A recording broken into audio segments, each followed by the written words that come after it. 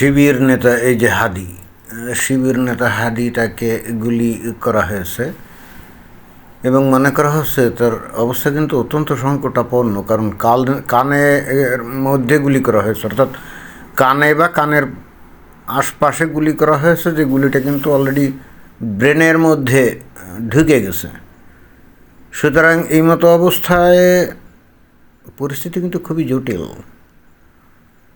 তারপরও এইটা আমরা সমর্থন করি না, কারণ কেউ প্রতিপক্ষকে এরকমভাবে প্রকাশ্য দিবালোকে গুলি করে তাকে হত্যার চেষ্টা করবে, এটা তো কোনোভাবেই গ্রহণযোগ্য হতে পারে না। আমরা আশা করি এবং একই সঙ্গে আমরা এটাই ইচ্ছা প্রকাশ করি যে হাদি আবারও সুস্থ হয়ে ফিরে আসবে, এবং এই ঘটনার তীব্র নিন্দা আমাদেরকে করতেই হবে, যে এই ধরনের নৃশংসতা কোনো সভ্য জগতে ঘটতে পারে না, তাই না? কিন্তু আসল ঘটনা হচ্ছে যে এত নির্বাচনী তফসিল ঘোষণার জাস্ট একদিন পার হয় নাই, তার মধ্যেই কিন্তু গুলিগুল্লা শুরু হয়ে গেল। প্রশ্ন হচ্ছে যে হাদিকে কে গুলি করতে পারে, হাদিকে কে গুলি করতে পারে? এখন যদি আওয়ামী লীগ রাজনীতির মাঠে থাকতো তাহলে অবশ্যই এই দোষটা কিন্তু আওয়ামী লীগের উপরে পড়তো, একেবারে ডাইরেক্টলি আওয়ামী লীগের উপরে পড়তো। এখন আওয়ামী লীগ যেহেতু নিষিদ্ধ, তারা মাঠে নাই, তাদের নেতাকর্মীরা এখনও কিন্তু জীবন নিয়ে পালিয়ে বেড়াচ্ছে ইঁদুরের গর্তে, অতএব কোনোভাবেই তাদেরকে দোষারোপ করা যাচ্ছে না। তাহলে হাদিকে গুলিটা করলো কে? যদিও ডক্টর মোহাম্মদ ইউনূস এবং তার যে উপদেষ্টা আছে তারা কিন্তু বলছিল, কয়েকদিন ধরে বলাবলি করছিল যে এইবারের নির্বাচন নাকি ইতিহাসের সর্বশ্রেষ্ঠ নির্বাচন হবে। আবার যারা নাকি রাজনৈতিক সমালোচক, দেখলাম যে তারা অধিকাংশ লোকজন বলছিল যে এইবার নির্বাচনে যেরকম রক্তক্ষয়ী সংঘর্ষ হবে, যেভাবে মারামারি কাটাকাটি খুনাখুনি হবে, এই 54 বছরের ইতিহাসে বাংলাদেশে অতীতে কখনও এ ধরনের ঘটনা ঘটে নাই। এখন দেখা যাচ্ছে যে ডক্টর মোহাম্মদ ইউনূসের শ্রেষ্ঠ নির্বাচন এর অন্যতম লক্ষণ কিন্তু বা বৈশিষ্ট্য হতে যাচ্ছে হয়তো এইভাবে মারামারি খুনাখুনি গুলিগোল্লা পিটাপিটি এরকম, এবং তার নমুনা কিন্তু অলরেডি কিন্তু শুরু হয়ে গেছে। তা যদি না হয়, তফসিল ঘোষণা করে পারল না, জাস্ট একদিন পরেই শিবিরের একজন ঊর্ধ্বতন নেতা এইভাবে গুলিবিদ্ধ হয়ে এখন মৃত্যুর সঙ্গে কেন পাঞ্জা লড়বে, তাই না? তো মূল বিষয়টা হচ্ছে যে কেন বিভিন্ন রাজনৈতিক বিশ্লেষকরা বলাবলি করছিল যে এইবার সবচাইতে রক্তক্ষয়ী সংঘর্ষ হবে।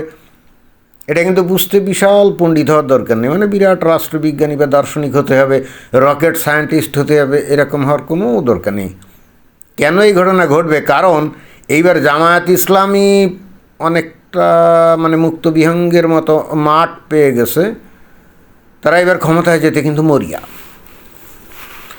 গত 54 বছরে এই ধরনের সুবর্ণ সুযোগ তাদের কাছে কিন্তু কখনোই আসেনি। 5 আগস্ট 2024 সালে শেখ হাসিনার পতনের পর বস্তুত অলিখিতভাবে ইনডিরেক্টলি এই জামায়াত ইসলামী ক্ষমতা চালাচ্ছে পিছন থেকে, যদিও উপরে একটা উপদেষ্টা পরিষদ আছে এবং তার উপরে বসে আছে ডক্টর মোহাম্মদ ইউনূস। কিন্তু ডক্টর মোহাম্মদ ইউনূস এবং উপদেষ্টা পরিষদের কার্যক্রম, বিশেষ করে ডক্টর মোহাম্মদ ইউনূসের কর্মকাণ্ড দেখলে স্পষ্টতই বোঝা যায় যে তার অধিকাংশ কর্মকাণ্ডগুলো বস্তুত জামায়াত ইসলামের কাছ থেকে সুপারিশ আকারে আসে, এবং সেগুলোই ডক্টর মোহাম্মদ ইউনূস অনেক ক্ষেত্রে কার্যকর করেন, তারপরে আদেশ নির্দেশ আকারে সেগুলো বাস্তবায়ন করেন।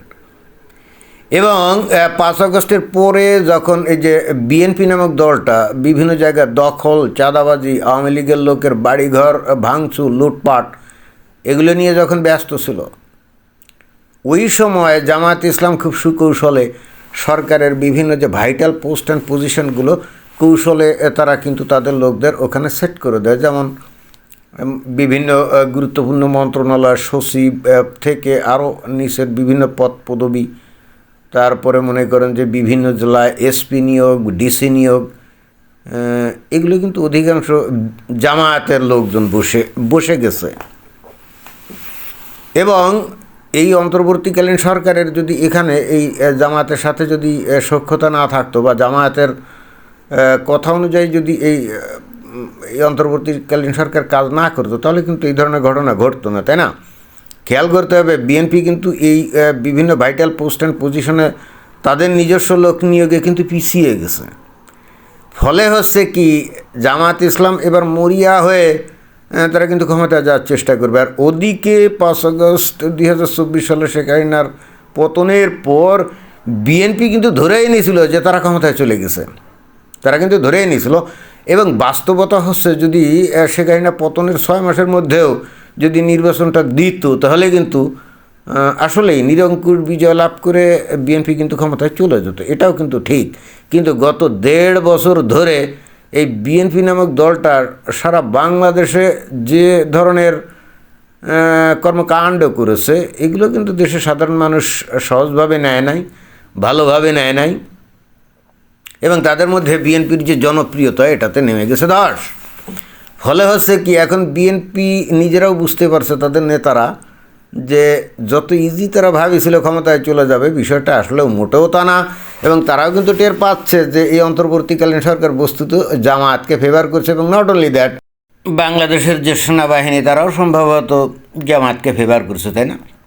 তাহলে ঘটনা দাঁড়াচ্ছে কি, এইবার একেবারে মুখোমুখি জামাত এবং বিএনপি। অতএব কেউ কাউকে তো ছাড় দিবে না, একেবারে ক্ষমতায় যেতে মরিয়া।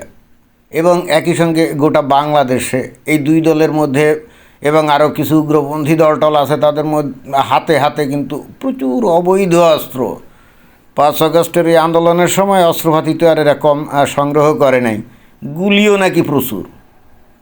ফলে হচ্ছে কি, একেবারে ব্রাশ ফায়ার কিন্তু শুরু হয়ে যাবে, যার কিন্তু নমুনাটা দেখা যাচ্ছে। বাট প্রশ্ন হলো যে এই গুলিটা কে করছে, এই যে হাদিকে গুলিটা কে করছে? ওই যে বললাম, আওয়ামী লীগ যদি মাঠে থাকতো দোষটা তার উপরে পড়তো, কিন্তু যেহেতু তারা নাই, তাহলে এখন এই জামাতের যে বিরোধী যারা, যেমন এই যে বিএনপি, তাই না, তারা কি করছে? তারা কি করছে? নাকি কোনো উগ্রপন্থী সংগঠন করছে, ছাত্র দল করছে, যুব দল করছে, বা বিএনপি করছে?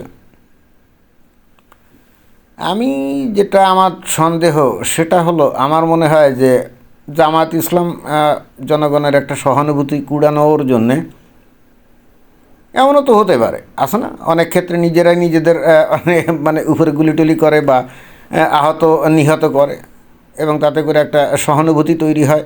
ওই যে 5 আগস্টের আগে, এখন তো আমরা জানি যারা নাকি আন্দোলন করছিল তারা নিজেরাই কিন্তু গুলিটুলি দিয়ে নিজেদের ছাত্রটাত্র মারছে, মারে নাই? ওই যে 7.62 বোরের যে বুলেট বিভিন্ন নিহতদের শরীরে পাওয়া গেছে, তো এটা তো পুলিশের কাছে ছিল না। তো খেলাটা এই ধরনের কিছু শুরু হলো কি না জনগণের সিম্প্যাথি অর্জনের জন্যে। তবে যেহেতু ওই আন্দোলনের সময় এই ধরনের ঘটনা ঘটছিল এবং যেটা নাকি জনগণ অলরেডি জেনেও গেছে, তাহলে এই রকম অবস্থা ওই একই খেলা এখন শুরু যদি করে, মনে হয় না এতে করে জনগণের সিম্প্যাথি এত সহজে পাওয়া যাবে, কারণ খেলাটা তো প্রকাশ হয়ে গেছে, রাইট?